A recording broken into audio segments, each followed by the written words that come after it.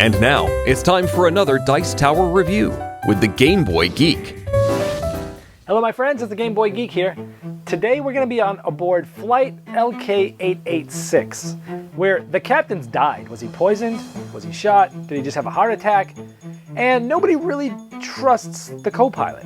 So a skirmish comes out, there's a big fight, a squabble, and we're all trying to figure out who's honest and who's a possible infiltrator. Today we're going to take a look at a social deduction game called Mayday, Mayday from Cwali. This was an Essen release. It's a pretty interesting packs here. 5 to 8 players. This box says plays to 25 minutes, but I'll have comments about that at the end. So let's jump in and show you how this game's played, and I'll see you on the other side.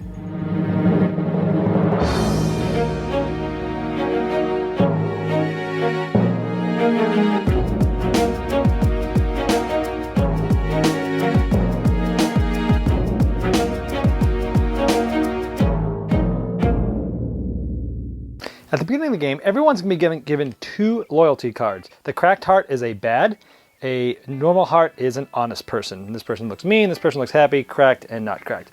They're also going to get a third card. If the third card is good, then they have 2 good, 1 bad, which means this person is a good or honest person. If this was a cracked heart, it would have been 2 cracked, 1 bad, 1 good, so they would have been bad.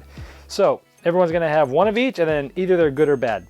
They're going to take these cards. No one's going to know what they are, except them. Then they're going to turn them over, and then they're going to shuffle them.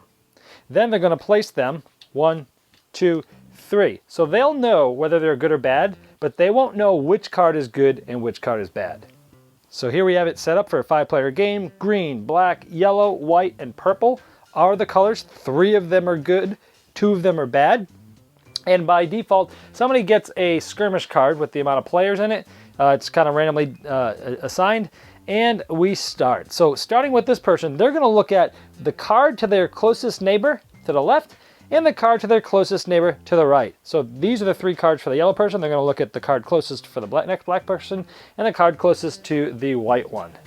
Now, when they look at these, if this person is honest, they must tell the truth in what they see. So they would look at this card, and if they are honest, they must put what they see. If they are not honest, if they're bad, they can put anything. So they're also going to look at this guy's card, and he's going to put this here. Then it goes to the next person. This person's going to do the same thing. Look here, look here. If they're good, they have to tell the truth. If they're bad, they can tell the truth or lie. It's up to them. This will continue till everyone has done that once. Now, I should have mentioned at the beginning of this game, everybody closes their eyes, and the infiltrators or bad guys open their eyes and see each other. And then they close their eyes. So the bad guys know who the bad guys are. The good guys don't know who anybody are. Now everyone has done what I just explained. They looked at the card one at a time to their neighbor to the left and the right, and they put their things there. Now this player has what's called the skirmish card. There's 3 phases to this game. There's phase 1, 2, and 3. And this shows that in phase 1, the person's sitting 1, 2 spots to his left. This is the guy. 1, 2. So this is him. 1, 2.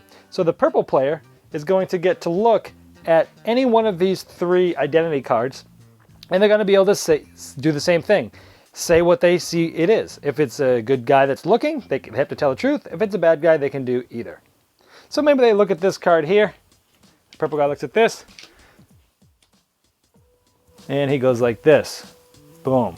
So it appears to be that this person is bad, because we've got a bad, bad, and a good. It appears that this person is suspicious. So at this point, everybody except the person who's being, skirmished about, is going to vote.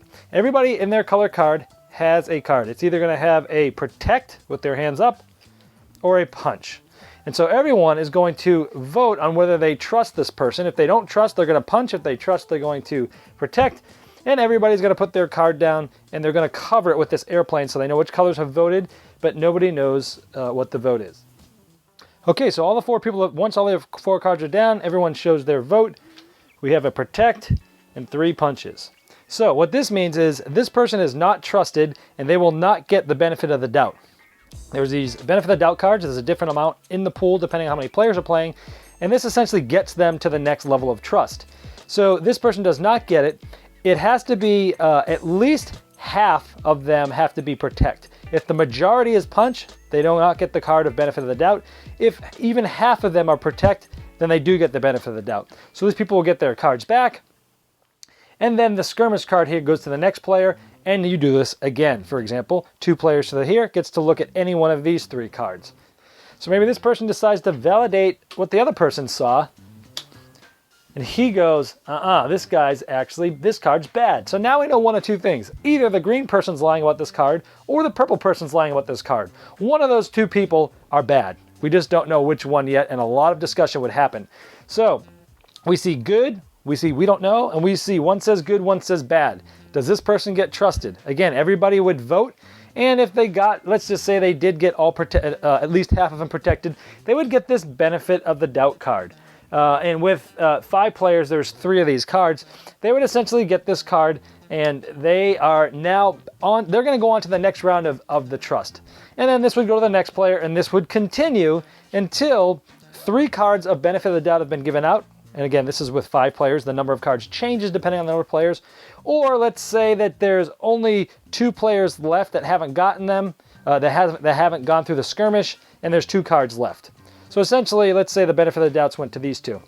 So we have 3 players that have the benefit of the doubt. Then we would start the second phase. So at this point, every person will have had 3 knowledge markers placed on them from different people.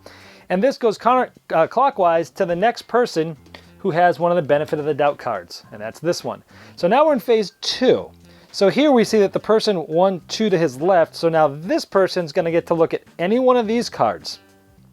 Now, again, same type of thing's going to happen. Maybe they want to validate one of these. Maybe this guy looks at this one and goes, it's bad. Purple's lying. He's bad. But this also could be a bad guy trying to, throw some stuff in there, some confusion.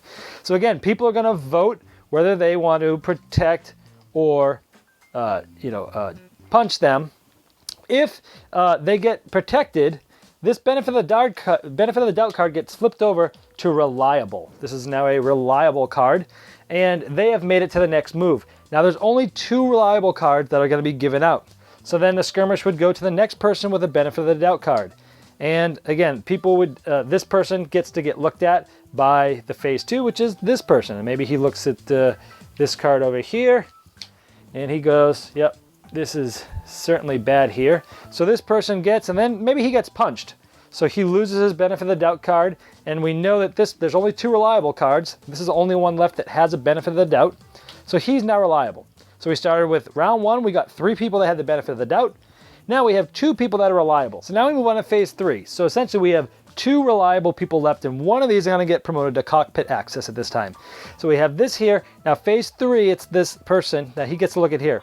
Now there's a rule that you can never look at a same player's, any one of their cards if you've already seen them before. Here is the green player, and he gets to look at this player, but he's already looked at any one of these 3 cards, so it can't be him.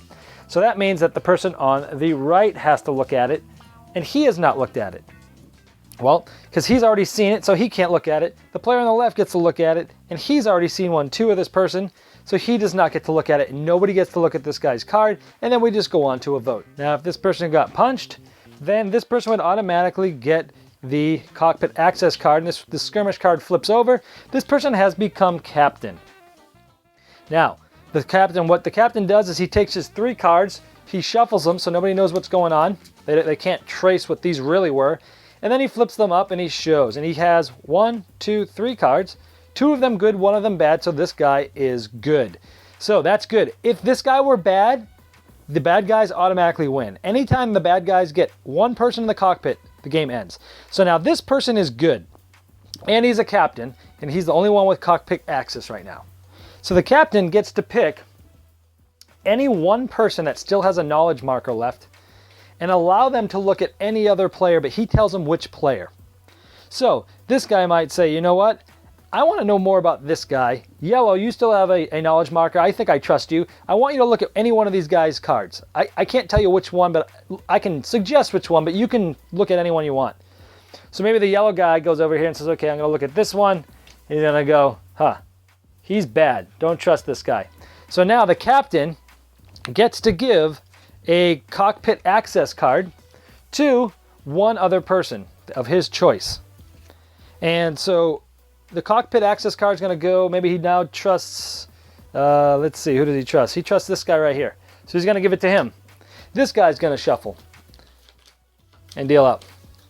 And it's good. He's got 2 good and 1 bad. This is going to continue where now this person will tell someone to look at somebody else and continue until either all the good guys are in the cockpit or 1 bad guy gets in the cockpit. All of them are good is the only way the good team wins. So even if 1 bad guy gets in the cockpit, the bad guys win. And essentially that's how it works all the way through. And it plays very different with different amounts of people. Now these veteran cards that were used to hide people's votes actually do something else. After you've played the games a few times, there's some additional roles that these veterans get. For example, don't look at that card. When another person must look at a card, you choose which of the 3 cards to pick. So you could throw that out and make someone pick a card that you want to see, or you want them to look at. Don't look, I'll look. Say don't look, instead you'll look at a card. So you can stop someone from looking and you can look. The skirmish is about another crew member. Place the skirmish card in front of someone else. So it takes the pressure off one person and puts it onto somebody else. Say don't look. Instead, you'll choose who look at the card. So there's all sorts of different ones here. When another person must look at a card, you choose the card looked at. So there's a couple of these. There's 8 different ones. And this just adds another level of strategy and depth to the game. All right, well, there's Mayday, Mayday. Now, it's probably pretty hard for you to get a feeling for what the game feels like by watching just how does it play and the experience of that. Now, let me preface this by saying that social deduction games are probably one of my favorite genres of games. Resistance Avalon is one of my favorite games in my collection. One Night Ultimate Werewolf, things like that. I love those types of games. How does this match up? Wow, honestly, this game blew our minds. My gaming group that played this multiple times, we thought this was an excellent game and an excellent add to this genre. Let me tell you why. Let's look at that genre itself. Let's look at one end of the spectrum, One Night Ultimate Werewolf, where it's not very much deduction at all. It's very much social awareness, trying to catch people in lies, mostly social, a little low on the deduction side. Great game. Then you go in the middle and you have Resistance Avalon, which has probably half and half. You have decent amount of deduction because you watch when people are voting, you watch what people are doing, and you have the social aspect. This goes on the other side of Resistance Avalon, where it is a social deduction game, but there's actually more deduction than the other 2 games with still having the social interaction. It's really hard for the bad guys to win, I think, in this game. Because when you lie, so in Resistance Avalon, when you lie, you might fail a mission. If you failed the first mission, by the time the 5th mission comes on, people might forget that you were on that first mission. Or they might forget that you voted to reject a mission or pass one where something failed. Because that stuff comes up and then it goes away. In this game, when you lie, it stays on the board the whole game. So if you lied early on in the game, as the game gets on and more people get to see what you did and they're trying to verify you, your lies always usually come out. So you really have to find the right time and the right place to put the right doubt on someone that's good so that you can try to get into the cockpit as a bad guy. We found this game to be really fun. It says 25 minutes on the box. Our 8-player game, which is the most you can play with, took over an hour. But it felt like it flew by. But we are a group that talks a lot. With 5 players, if you all knew what you were doing, I could see it maybe being 30 minutes. Probably longer with more people, but it didn't make me not like the game. I think it has a place in your collection if you like that vein of game. As I mentioned, those 3 games are quite different from each other, but having that same social deduction. So overall, the game was excellent. It caused us when we were done, we were like, oh my gosh, that game was so stressful, but it was so fun to just, wow. So lots of deduction, lots of social skills and things like that. So if you like this type of game, you're gonna do yourself a disservice if you don't check this out. It definitely deserves to be in the same conversation as Resistance Avalon and One Night Ultimate Werewolf. We're talking about Mayday, Mayday. Now, only downfall I can say, so 2 things. One is a little minor gripe. The colors of the tokens, the blues and purples look alike, and the oranges and the reds look alike, especially in lower light conditions. It's really hard to tell them apart. They should have went with different colors, different shades. The other thing is, obviously, even though this has nothing to do with September 11th, I think that some people in the United States just might be a little sensitive to the subject of who's in the cockpit as an infiltrator. I tend to be able to separate the games from real life, but I could see how some people in the United States might have an issue with this. But other than that, great game. Check it out. Mayday, Mayday. Thanks so much for watching the Dice Tower videos. Find more great videos and reviews as well as our top-rated audio podcast at Dicetower.com. You can also find other great shows at Dicetowernetwork.com. I'm Eric Summerer, and you've been watching the Dice Tower. The Dice Tower is sponsored by Cool Stuff Inc., where you can find great games for great prices.